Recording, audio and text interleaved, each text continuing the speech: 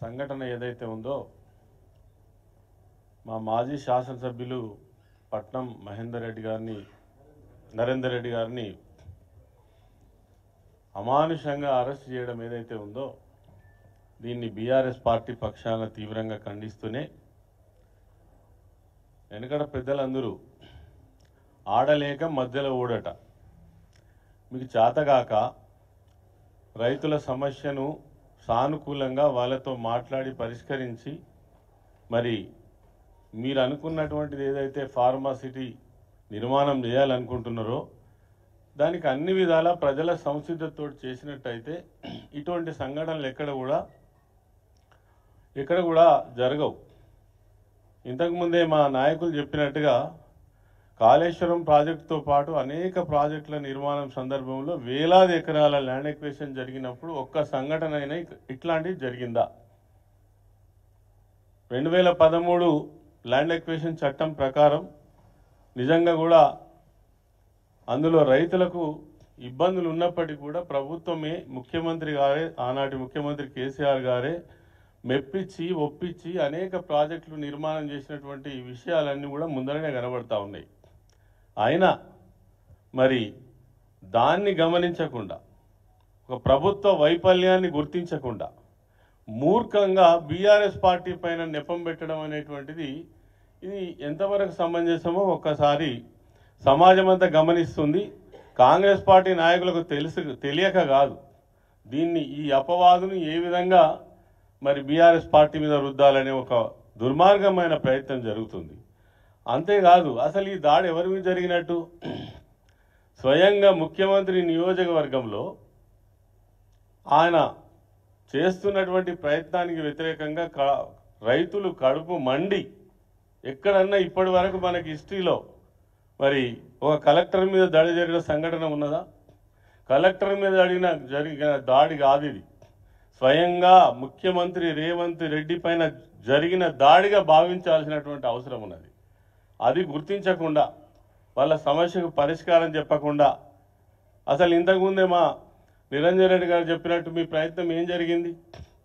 అదే ముఖ్యమంత్రిగా నీ సొంత నియోజకవర్గంలో ఎన్నిసార్లు ప్రయత్నం చేసినావు?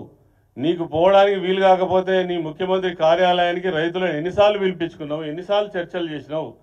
ఇంకా ఇప్పటికి కూడా అదే మూర్ఖమైన మాటలు మాట్లాడుకుంటూ ఖచ్చితంగా మేము ఎవరైతే బీఆర్ఎస్ పార్టీకి సంబంధించినటువంటి నాయకులపైన కఠినమైన చర్యలు తీసుకుంటాం, బాధ్యులమైన తీసుకోండి, కానీ అబద్ధాలు చెప్పి కాదు. దీంట్లో కేటీఆర్కి ఏం సంబంధం?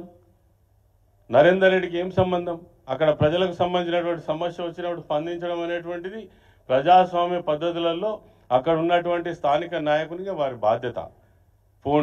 ఫోన్లు మాట్లాడుకున్నారని ఇవన్నీ కూడా ఒక కట్టు కథలు. తర్వాత మాజీ శాసనసభ్యులు పట్నం నరేందర్ రెడ్డి గారు అరెస్ట్ చేసే పద్ధతి ఇదేనా? మీరు రమ్మంటే పోలీస్ స్టేషన్కి రారా? మామూలు కానిస్టేబుల్ స్థాయి వాళ్ళు వచ్చి గురగొర గుంజుకపోతారా? ఇది ప్రజాస్వామ్యమా? గతంలో 10 సంవత్సరాలు మేము అధికారంలో ఉన్నప్పుడు ఫ్రెండ్లీ పోలీసింగ్ జరిగింది. ఇట్లనే జరిగిందా? ఇక్కడ అరెస్టులు జరిగినాయా? ఇలాంటి పద్ధతి జరిగిందా? అసలు ఏం పద్ధతి ఇది? ఇదొక ప్రభుత్వమా? ఇదొక నిర్వహణనా? అదేవిధంగా పెద్దలు మంత్రి వాళ్ళు పొంగులేటి శ్రీనివాసరెడ్డి గారు ఒక ఎపిసోడ్ లాగా మాట్లాడుతున్నాడు. ఆయన విదేశీ పర్యటనలో ఉన్నప్పుడు సీఎల్ నుంచి ఇప్పటి వరకు ఏం మాట్లాడుతున్నారు? రేపో బాంబు పేలుతుంది, ఎల్లుండో బాంబు పేలుతుంది, ఇలా కేసీఆర్ అరెస్టు, రేపు కేటీఆర్ అరెస్టు అంటే ఏమనుకుంటున్నారు? అసలు ఒక పోలీస్ వ్యవస్థ యంత్రాంగం, అదేవిధంగా పోలీసు యంత్రాంగంలో ఉండేటువంటి మరి ఈ క్రైమ్ అన్వేషణ చేసేటువంటి అనేక సంస్థలు వాళ్ళకి ఎవరికి సంబంధం లేకుండా మంత్రులే స్వయంగా మీరు ఇలా రేపు అరెస్ట్ అవుతారు, ఎల్లుండి అరెస్ట్ అవుతారు. దీని సంకేతం ఏంటి? అసలు ఇలా ఒక ప్రభుత్వం నిర్వహణ జరుగుతున్నట్టుగా ఉందా ఈ రాష్ట్రంలో? మీరు ప్రజలకు జవాబు చెప్పండి. బీఆర్ఎస్ పార్టీని నిందించడం కాదు, తెల్లారు లేస్తే కేసీఆర్ని నిందించడం, కేటీఆర్ని నిందించడం కాదు, ప్రజలకు సమాధానం చెప్పండి.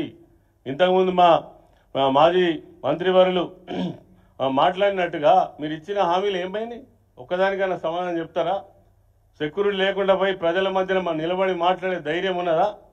ఒక మాట అడుగుతున్నా నేను, అనేక ఉద్యమాలు జరిగినాయి. ఎక్కడన్నా ప్రజలు వాళ్ళకి ఆవేదన లేకుండా కడుపు మంట లేకుండా మీరు అన్నట్టుగా పైసలు ఇస్తేనో ప్రోత్సహిస్తేనో ఒక దాడికి సిద్ధమవుతారా? అట్లా ఎవరైనా చేయించగలుగుతారా? చరిత్రలో ఎక్కడైనా ఉన్నదా? ఇవన్నీ కూడా కేవలం వాళ్ళు చేసేటువంటి తప్పులను కప్పిపుచ్చుకోవడం కోసం బీఆర్ఎస్ పార్టీని ఇలా అడ్డం పెట్టుకునే ప్రయత్నం చేస్తున్నారు. ఇవి చెల్లవు. ప్రజలు నిశ్చితంగా గమనిస్తూ ఉన్నారు ప్రతి విషయాన్ని కూడా. ఇలా మీ పరిస్థితి ఏందో ప్రజల మధ్యలోకి పోతే తెలుస్తుంది మీ గురించి ఏం మాట్లాడుకుంటున్నారో. ఎక్కడి వ్యవస్థ అక్కడ 11 నెలలు అవుతుంది, ఇటున్న పుల్ల అటు పెట్టలే.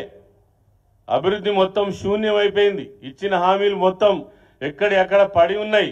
మీరు ఏం చేసిండ్రని ఇంకా మీదికెళ్ళి సంబరాలు జరుపుతారట. ఈ రోజు నుంచే సంబరాలు ప్రారంభం కావచ్చు. దేనికి సంబరాలు?